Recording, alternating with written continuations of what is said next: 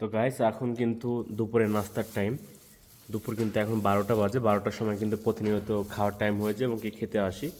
তো আজকেও কিন্তু খেতে এসেছি। আজকের খাবার এখানে সবজি আছে আর এখানে পরোটা আছে। এটাই হচ্ছে আজকে খাবার।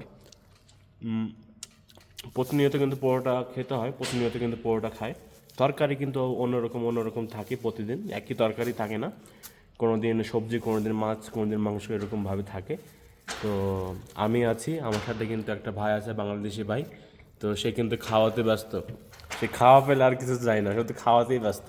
দেখছেন খাওয়া দাওয়া করে তার বডি খান কী লেভেলের করছে, সেই একদম বডি, মানে কি বলবো, আমাদের বডি এরকম খাওয়া দাওয়া করে কখনোই হবে না। তাদের জন্য সম্ভব, আমার জন্য সম্ভব একদমই নয়, তাই কি না? সবার জন্য সম্ভব চেষ্টা করতে হবে, ঠিক আছে না? হুম।